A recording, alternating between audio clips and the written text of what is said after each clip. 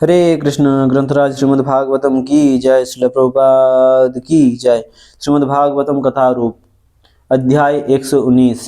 पौंड्रक ढोंगी वासुदेव। पौंड्रक पौंड्रक और काशीराज का उद्धार। 10वां स्कंद। बलराम जी अभी वृंदावन में ही थे कि करुष के राजा पौंड्रक ने द्वारका में श्री कृष्ण के पास एक संदेश भेजा। राजसभा में श्री कृष्ण के सम्मुख आकर वह दूत राजा के शब्द दोहराने लगा। हाँ, पौंड्रक ये संदेश भेजा है। पौंड्रक उस संदेश में क्या लिखा है? मैं ही एकमात्र वासुदेव हूँ और बद्ध जीव का उद्धार करने के लिए मैंने कृपावश इस संसार में अवतार लिया हूँ। हे कृष्ण, तुम भगवान विष्णु के चिन्हों को त्याग दो और मेरी शरण लो, अन्यथा युद्ध की तैयारी करो। जिस प्रकार बच्चों के खेल में कोई बच्चा स्वयं को राजा मानने लगता है, उसी प्रकार कुछ मूर्ख लोगों की चापलूसी भरी बातों में आकर पौंड्रक स्वयं को भगवान मानने लगा था। जब उग्रसेन सहित सभा के अन्य लोगों ने पौंड्रक के मूर्खता भरे इस संदेश को सुना तो वे बहुत देर तक हंसते रहे।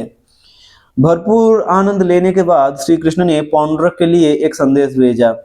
अरे मूर्ख, मैं कभी तुम्हारी शरण नहीं लूंगा। मैं अपने चक्र की सहायता से तुम्हारा और तुम्हारे मूर्ख अनुचरों का वध कर दूंगा। उस समय मेरे शरणागत होने के स्थान पर तुम्हारा मृत शरीर कुत्तों, गिद्धड़ों और गिद्धों का भोजन बनेगा। उस दूत के जाते ही श्री कृष्ण बिना समय गवाए अपने रथ पर आरूढ़ हुए और काशी की ओर कूच किया, जहां पौंड्रक अपने मित्र काशीराज के साथ रह रहा था। पौंड्रक ने ध्यानपूर्वक श्री कृष्ण का संदेश सुना और युद्ध के लिए तैयार हो गया। तब तक श्री कृष्ण की सेनाओं ने काशी की चारों ओर से घेर लिया था। काशी को चारों ओर से घेर लिया था। पौंड्रक 2 अक्षौहिणी सेना लेकर वहां युद्ध के लिए पहुंचा और उसके पीछे काशीराज भी 3 अक्षौहिणी सेना ले आया। जब श्री कृष्ण ने पहली बार पौंड्रक को आमने सामने पाया तो देखा कि वह हुबहू उनकी नकल कर रहा था। जब कृष्ण ने पहली बार पौंड्रक को आमने सामने पाया तो देखा कि वह हुबहू उनकी नकल कर रहा था। पौंड्रक पौंड्रक ने शंख पौंड्रक ने शंख, चक्र, गदा और कमल लिया हुआ था। उसके हाथों में नकली सारंग धनुष था और छाती पर नकली श्रीवत्स चिन्ह एवं कौस्तुभ मणि थी। उसने पीतांबर पहना था और उसके रथ पर गरुड़ ध्वजा लगी थी। कुल मिलाकर वह रंगमंच का बहुरूपियां लग रहा था और उसे देखकर भगवान श्री कृष्ण जोर से हंसने लगे। विरोधी सेना ने श्री कृष्ण पर अस्त्र शस्त्रों की बौछार कर दी, परंतु भगवान ने अपनी गदा, तलवार, चक्र तथा बाणों से उसे निरस्त कर दिया। देखते देखते वह युद्ध भूमि खंडित रथों तथा सैनिकों, घोड़ों, हाथियों एवं ऊंटों के कटे अंगों से पट गई। प्रतीत होता था भगवान शिव वहां तांडव कर रहे थे। इसे देखकर श्री कृष्ण के सैनिकों में जोश भर गया और वे बड़े बड़े चढ़े उत्साह के साथ युद्ध करने लगे। तब भगवान श्री कृष्ण ने कहा, प्रिय पौंड्रक, तुम्हारे दूत ने कहा था कि मैं अपने अस्त्र तुम्हें दे दूं। लो, आज मैं इन्हें तुम्हें देता हूं। अरे मूर्ख, आज मैं तुम्हारे सारे ढोंग को उतार दूंगा। पौंड्रक की इस प्रकार भत्सना करके श्री कृष्ण ने सबसे पहले उसका रथ तोड़ा और फिर अपने सुदर्शन चक्र से उसका सिर धड़ से काट डाला। यद्यपि पौंड्रक सतत भगवान विष्णु का स्मरण करता था, परंतु चूंकि वह भगवान की नकल करने का प्रयास कर रहा था, उसका स्मरण अपराध युक्त था। श्री कृष्ण ने स्वयं अपने हाथों से उसका वध करके उस अपराध को निरस्त कर दिया और इस प्रकार पौंड्रक को वैकुंठ में भगवान विष्णु के ही समान रूप अर्थात सारूप्य मुक्ति प्राप्त हुई। क्योंकि वो भगवान की नकल करने का प्रयास करता था। पौंड्रक सतत भगवान विष्णु का स्मरण करता था, परंतु क्योंकि वो भगवान की नकल करने का प्रयास कर रहा था, उसका स्मरण अपराध युक्त था।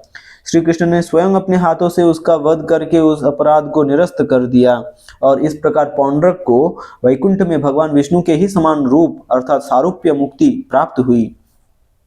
इसके बाद श्री कृष्ण ने अपने बाणों से काशीराज का सिर काट डाला और जिस प्रकार तेज वायु कमल के फूल को उड़ा ले जाती है, उन्होंने काशीराज के सिर को काशी नगरी के बीचों बीच दे पटका। युद्ध भूमि में आते समय काशीराज ने डींगे हाँकते हुए कहा था कि वह अपने साथ शत्रु का कटा सिर लेकर आएगा, और बाद में उसकी रानियां भी बार बार उसकी इस बात को दोहरा रही थी। अब उस कटे सिर को देखकर सबने सहज अनुमान लगाया कि वह सिर कृष्ण का ही होगा, परंतु जब उन्होंने देखा कि वह तो उनके राजा का है, तो वे सब शोक करने लगे। रानियों की दशा अत्यंत दयनीय थी। श्री कृष्ण के द्वारका लौटने के बाद काशीराज के पुत्र सुदक्षिण ने अपने पिता के अंतिम संस्कार किए। मन ही मन उसने प्रतिज्ञा ली, अपने पिता के हत्यारे का वध करके ही मैं अपने पिता को तिलांजलि दूंगा। इसके लिए सुदक्षिण ने एक विद्वान ब्राह्मण को भगवान शिव की पूजा में नियुक्त कर दिया। पूजा से संतुष्ट होकर शिवजी सुदक्षिण के सम्मुख आए और मनचाहा वर मांगने के लिए कहा। उत्तर में राजकुमार ने अपने पिता के हत्यारे का वध करने का कोई उपाय पूछा। शिवजी ने सुदक्षिण को सलाह दी कि वह शत्रुओं का दमन करने के निमित्त किए जाने वाला एक तांत्रिक अनुष्ठान करे। शिवजी ने उसे आश्वासन दिया कि इस यज्ञ का उद्देश्य कभी विफल नहीं होगा, बशर्ते इसका प्रयोग केवल ब्राह्मण द्वेषी व्यक्ति पर ही होना चाहिए। उस यज्ञ की समाप्ति पर यज्ञाग्नि से दक्षिणाग्नि नामक दैत्य प्रकट हुआ। वह सुदक्षिण से आज्ञा प्राप्त करने के लिए आतुर हो रहा था। वह अग्नि दैत्य पूर्णतः नग्न था और उसकी दाढ़ी और सिर के बाल पिघले हुए तांबे के रंग के थे। बाहर निकले दांतों और तनी हुई भौं के कारण उसका मुख अत्यंत भयावह दिख रहा था और उसकी आंखों से अंगारे बरस रहे थे। अपने जीभ से अपने मुंह के कानों को चाटते हुए वह असुर अपने ज्वलायमान त्रिशूल को घुमाने लगा। सुदक्षिण का आदेश मिलते ही वह दैत्य ताल वृक्ष जैसी अपनी टांगों पर चलता हुआ द्वारका की ओर निकल पड़ा। उसके साथ शिवजी के सैकड़ों हजारों भूत पिशाच थे और वे सब अपनी चहलकदमी से पूरी पृथ्वी को दहलाने लगे। उस अग्नि दैत्य को आता देखकर सब द्वारकावासी उसी प्रकार आतंकित हो उठे जिस प्रकार जंगल की आग में फंसे बनचर हो जाते हैं। श्री कृष्ण राज्यसभा में चौपड़ खेल रहे थे कि अनेक लोग दौड़े दौड़े उनके पास आए और याचना करने लगे, हे भगवान, कृपया हमें इस अग्नि से बचाइए, ये हमारी पूरी नगरी को भस्मीभूत कर रही है। मंद मुस्कान के साथ श्री कृष्ण ने उन सबको आश्वासन दिया, घबराओ मत, घबराओ नहीं, मैं तुम्हारी रक्षा करूंगा। श्री कृष्ण समझ गए कि वह दैत्य शिवजी द्वारा उत्पन्न किया गया है, इसलिए उन्होंने तत्क्षण अपना सुदर्शन चक्र भेज दिया। कोटि कोटि सूर्य के समान देदीप्यमान वह चक्र उस दैत्य का पीछा करने लगा। अपने प्रयासों में विफल दक्षिणाग्नि उल्टे मुंह काशी की ओर दौड़ने गया। काले जादू के नियम अनुसार यदि शत्रु का वध करने के लिए छोड़ा गया मंत्र अपना कार्य करने में निष्फल हो जाता है, तो वह उस व्यक्ति को मार डालता है जिसने उसे छोड़ा था। फिर से, काले जादू के नियम अनुसार यदि शत्रु का वध करने के लिए छोड़ा गया मंत्र अपना कार्य करने में निष्फल हो जाता है, तो वह उस व्यक्ति को मार डालता है जिसने उसे छोड़ा था।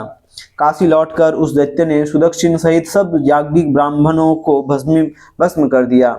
दक्षिणाग्नि का पीछा करते हुए सुदर्शन चक्र ने काशी में प्रवेश किया और देखते देखते पूरी नगरी को जलाकर राख कर दिया। हरे कृष्ण।